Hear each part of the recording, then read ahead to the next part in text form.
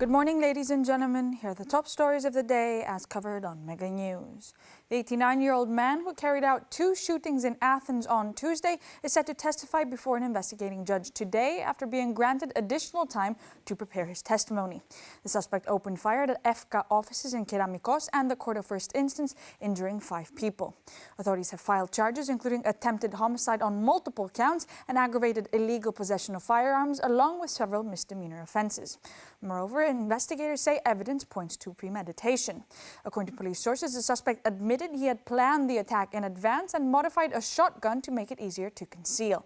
Authorities also found indications he intended to flee abroad, including a ferry ticket to Italy and personal belongings packed for travel. Following his arrest in Patras, police recovered a loaded revolver, ammunition and cash, while additional items were later found at his residence.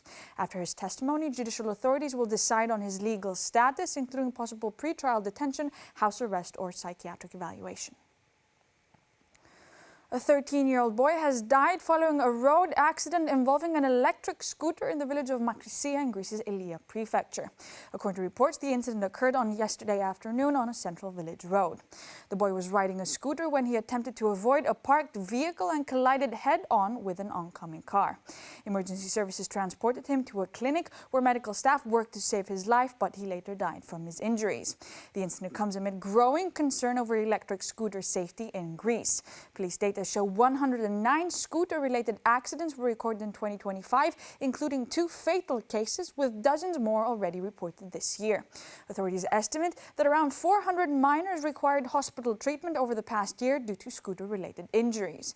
Experts point to factors such as lack of experience, limited road awareness, and failure to use protective equipment.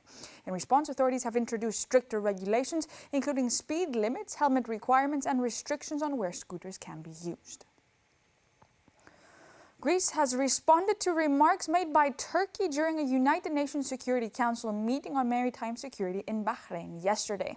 Turkey's representative referred to the Turkish Straits, citing the Dardanelles, the Bosporus, and the Sea of Marmara, and stated that transit through these waterways is governed by the 1936 Montreux Convention.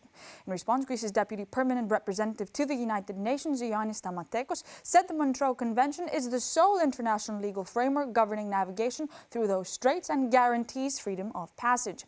He emphasized that adherence to the convention's terminology is important to preserve the rights it establishes. Stamatakos stated that the term Turkish Straits is not consistent with the convention.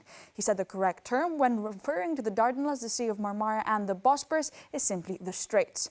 The exchange took place during broader discussions on maritime security and navigation. A foreign detainee has been found dead inside holding cells at Athens police headquarters yesterday, prompting an investigation into the handling of his medical condition. Police say the man was discovered unconscious at around 5 p.m., with emergency responders confirming his death shortly after arriving. Authorities report the incident began earlier in the day when the detainee suffered a severe convulsive episode at approximately 10 to 12 a.m. Officers called for medical assistance and paramedics arrived at 20 past 12 p.m. They examined the man but did not recommend hospital transfer, attributing his condition to withdrawal syndrome. Plans were also made for a psychiatric evaluation within the facility. However, his condition worsened in the following hours. He was later found unresponsive in his cell, triggering a second emergency call where rescuers were unable to revive him.